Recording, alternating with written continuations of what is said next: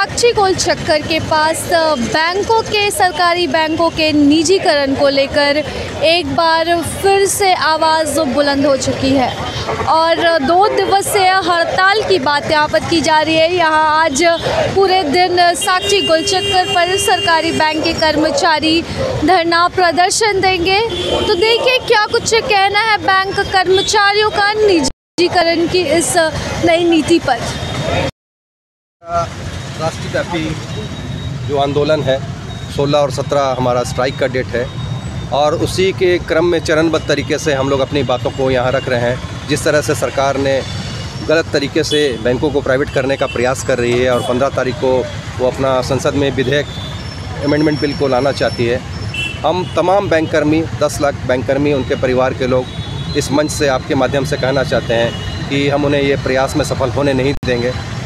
औद्योगिकरण के बाद में लगातार बैंकों ने जिस तरह से अपना सहयोग समाज को दिया है, देश को दिया है, हम एक आर्थिक प्रहरी के रूप में हमेशा सजग तरीके से देश को उन्नति में भागीदार बने हुए हैं। लेकिन कुछ चुनिंदा घरानों को सरकार को ये बेचने की साजिश जो हो रही है, हम उसका पुरजोर विरोध करते हैं। सरकार लगातार हम पर प्रहार कर रही है लेकिन हम इसमें डिगने वाले नहीं हैं।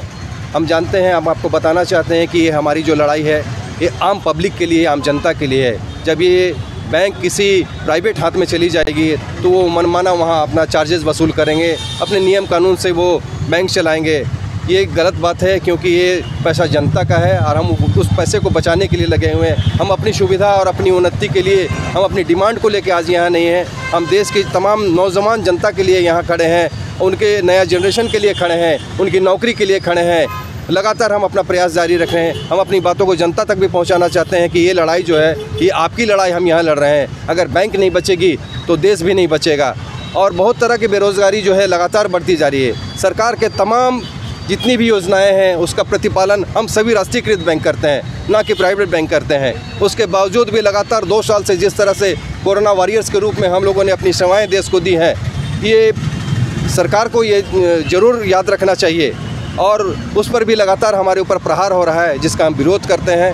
हम आपके माध्यम से फिर सरकार को ये चेताना चाहते हैं कि हम जायज़ मांग को लेकर यहाँ खड़े हैं। हम उनकी नीति को सफल नहीं होने देंगे। हम लगातार अपना धरना प्रदर्शन जारी रखेंगे। हमारा 16 और 17 आगामी दिसंबर को इसी माह में 2 दिन का हड़ताल है, कंटिन्यूस हड़ताल है। और इस बीच हमारा धरना और प्रदर्शन बहुत सारे क्षेत्रों में है।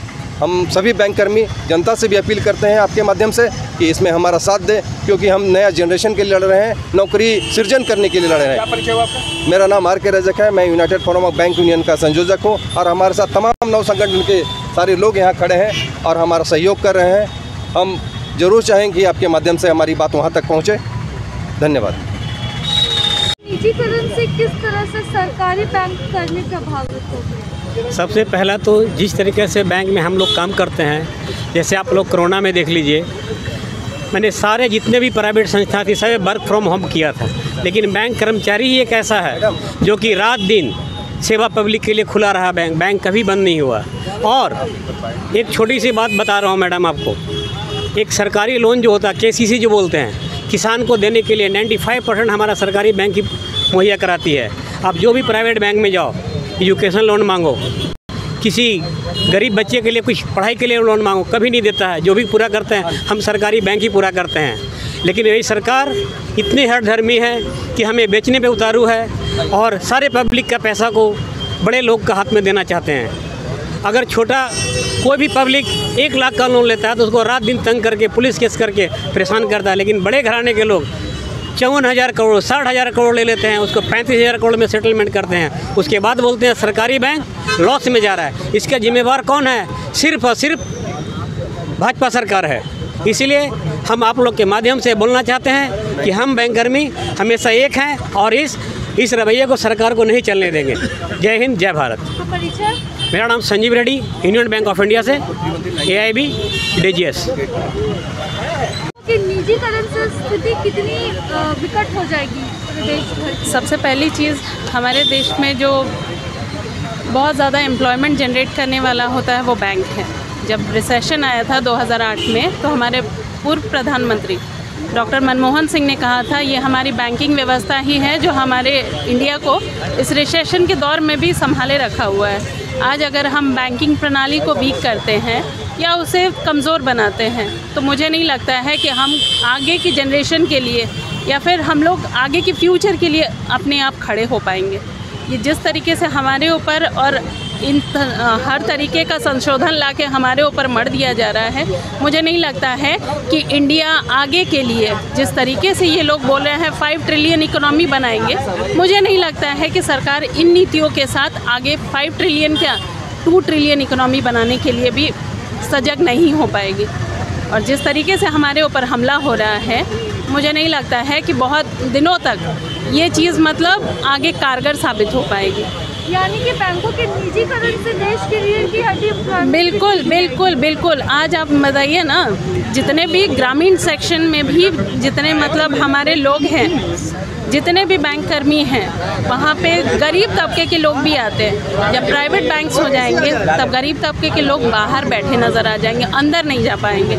ये हम लोग जो करते हैं वो मास बैंकिंग कहलाती है, जो प्राइवेट करते हैं वो क्लास बैंकिंग कहलाती है। लोगों को इन चीज़ों को समझना पड़ेगा कि मास बैंकिंग और क्लास बैंकिंग में अंतर क्या है। आज की हमारे देश की हालत ये है कि 80% जो हमारा इंडिया है वो गाँव में बसता है, और गाँव तक कैटर करने के लिए कोई प्राइवेट कंपनी आगे नहीं आती है।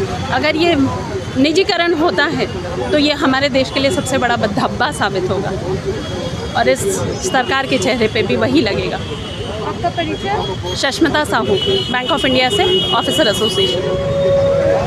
बैंक कर्मचारियों का कहना है कि सरकारी बैंकों के निजीकरण से देश की रीढ़ की हड्डी जो है वो कहीं ना कहीं टूट जाएगी, और जिस इकोनॉमी की बात की जा रही है वो पूरी तरह से ध्वस्त हो जाएगी। यदि सरकारी बैंकों का निजीकरण किया जाता है तो रोज़गार के नाम पर ये एक बहुत बड़ा कलंक लगेगा, क्योंकि इससे एक बहुत बड़े तबके को रोज़गार की जो संभावनाएं हैं वो समाप्त हो जाएगी। ऐसे में देखते हैं किस तरह से बैंक कर्मियों का यह प्रदर्शन सरकार के कानों तक पहुंचता है, और ये करीब 2 दिवसीय ये प्रदर्शन है जहां अलग अलग तरह से अलग अलग प्रकार से अपनी बात बैंक कर्मी सरकार तक पहुंचाने की कोशिश करेंगे। तो इसी के साथ नमस्कार, मैं राजलक्ष्मी लाइव लगातार से। न्यूज अपडेट के लिए आप हमारे चैनल को सब्सक्राइब करें। आप हमें फेसबुक और इंस्टाग्राम पर भी फॉलो कर सकते हैं। बने रहे लगातार.in के साथ।